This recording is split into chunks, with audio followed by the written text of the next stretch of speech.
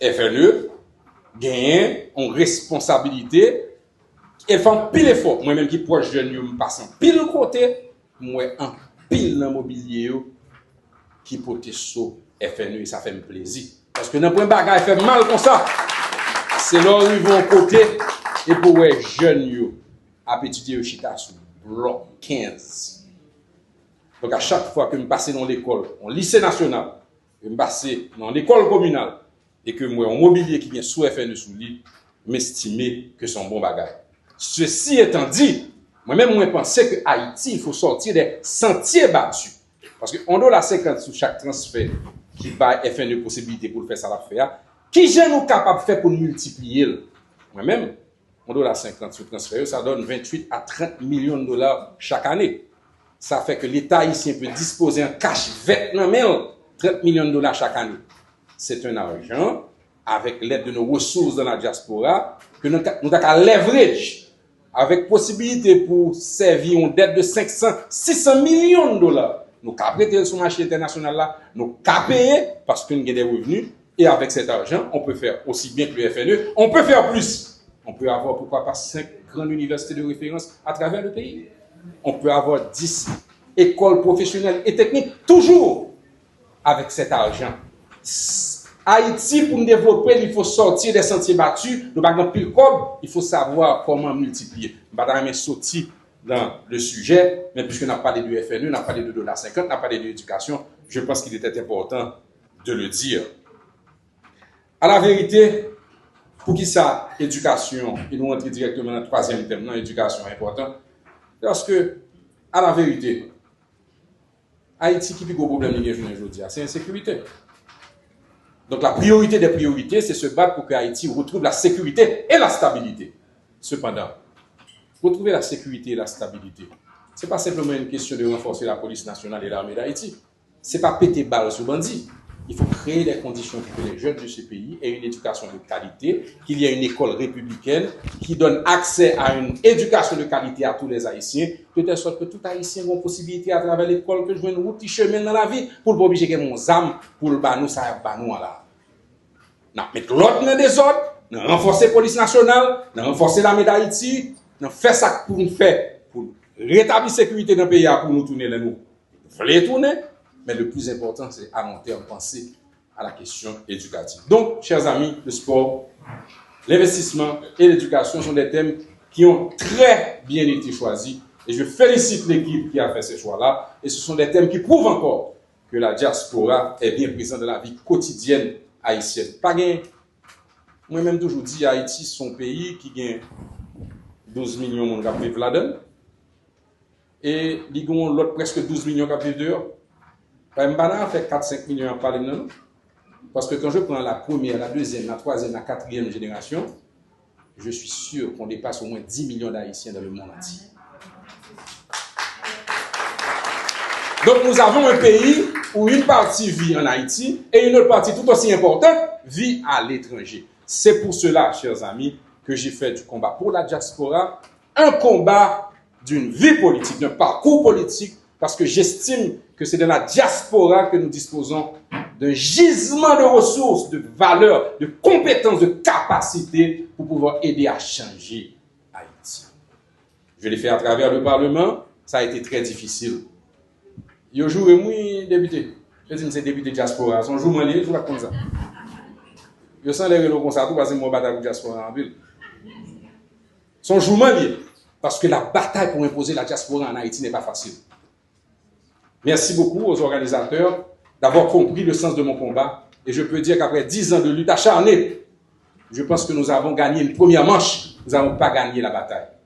Aujourd'hui, vous devez savoir, et je vais être très dur avec vous ce soir. Je m'excuse.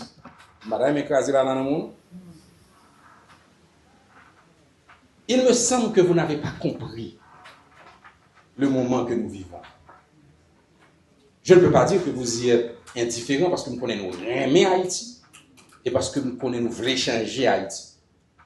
Mais chaque fois que je parle avec nous, j'ai l'impression de ne pas comprendre que nous avons un cafou historique, que première fois, une loi électorale qui prévoit dans l'article 407 que Haïtiens qui vivent dehors sont capables de voter.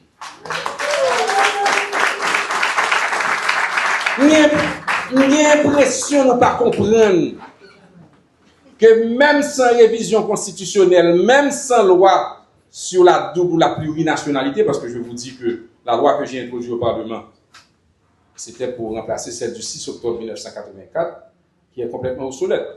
La Constitution prévoit que la plurinationalité est acquise, c'est-à-dire qu'il y a une loi qui date de 1984 qui dit que, sous l'époque des Duvalier, la double nationalité n'est permise sous aucun prétexte. Voilà une affaire bien haïtienne.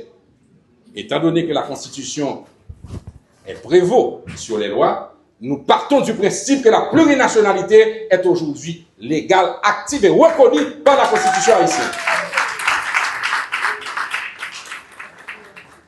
Cela veut dire, chers amis, que n'importe qui est dans nous là, qui arrive dans le consulat, dans l'ambassade, il y a un certificat baptême, ou bien il y a un extrait d'archive, ou bien il y a un acte de naissance, il y a un droit, il y a une carte d'identification unique. Il n'y a pas de demander si vous avez 2 passeports, 3 passeports, 15 passeports.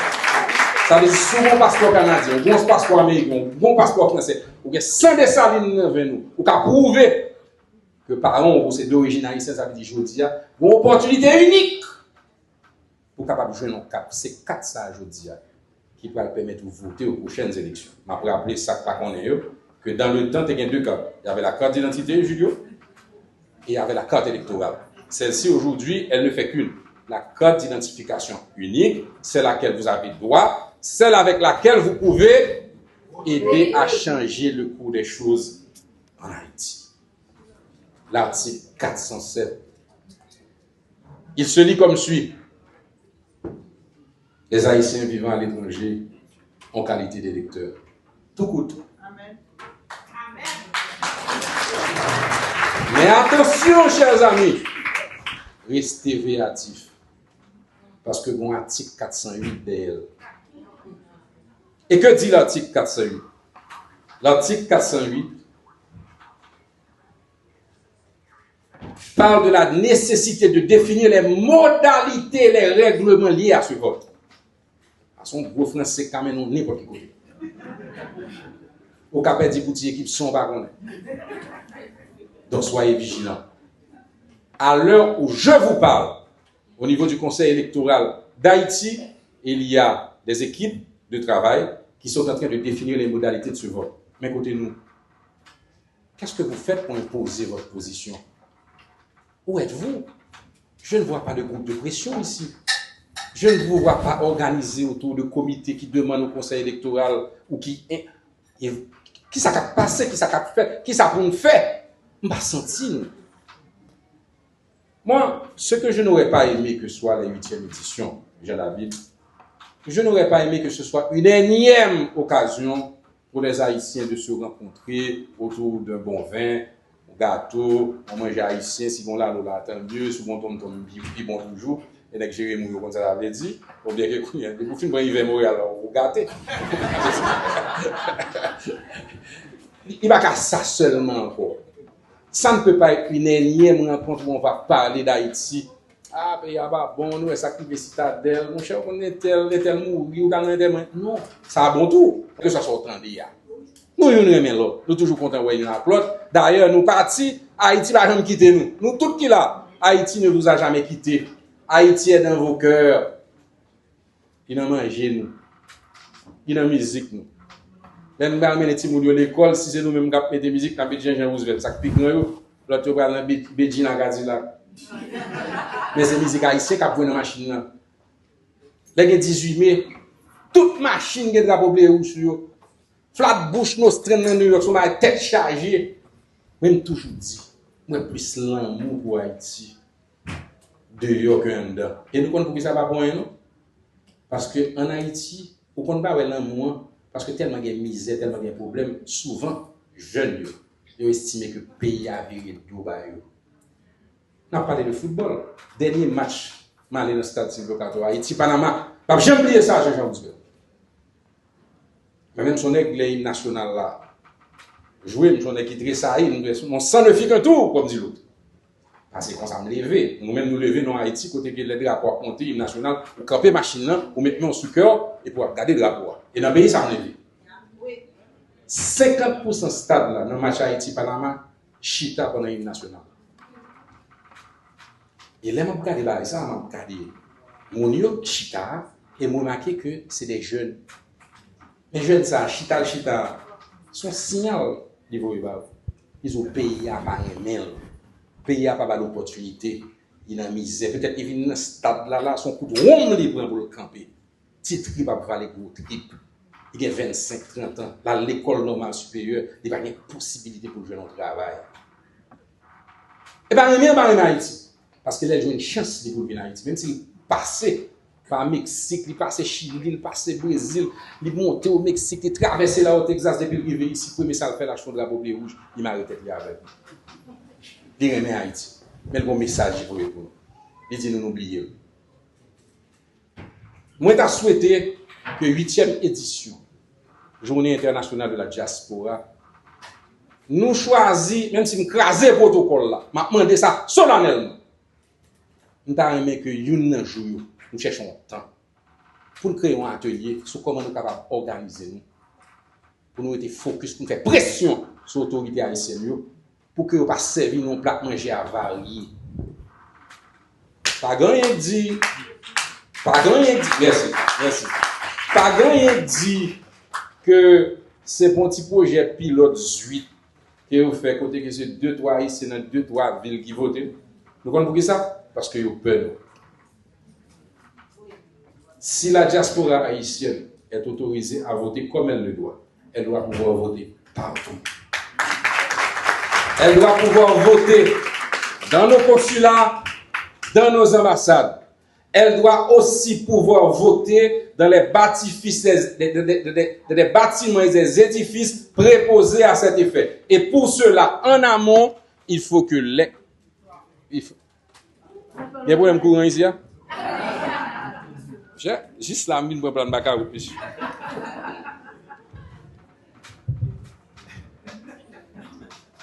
Il faut prévoir des bâtiments, des édifices où les compatriotes peuvent voter.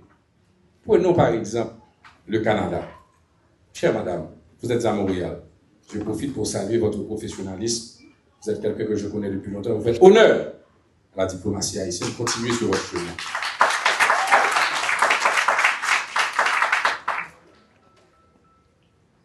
Si Haïtiens au Canada décident de voter, consulat Rodoria, ambassade ici, pas capable responsable, ça va le faire là. Regardez ça. Parce que moi-même, je connais même Jean-Jean, je connais ma mourir. Depuis au pays diaspora, la possibilité pour voter à voter en masse. Donc il faut se préparer à ce vote.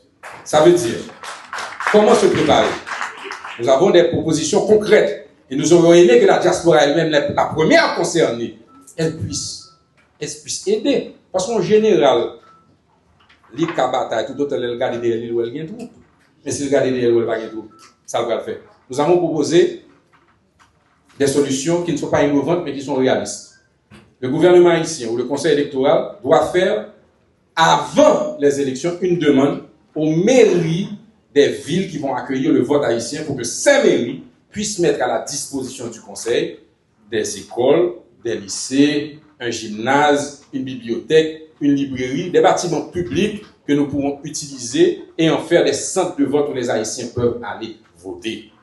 Si ça n'est pas possible, il faut regarder le vote électronique. Et s'il n'est pas possible, il faut regarder la possibilité de voter même par mail. Ça ne me pas vrai que nous acceptions. C'est que c'est un peu nous qui votons, bien qui ne pas voter parce que nous pas pris les dispositions administratives, techniques, logistiques pour nous capables de permettre votre affaire tout côté dans la diaspora. C'est un petit peu ça mon message de ce soir. Je vous demande de vous réveiller avec tout le respect que je vous dois. Moi, senti nous sous bonne touche. Moi, senti nous dans jouet là pendant que nous vivons un moment historique. Et l'historique parce que si on va nous voter, la diaspora haïtienne élira le prochain président de la République d'Haïti.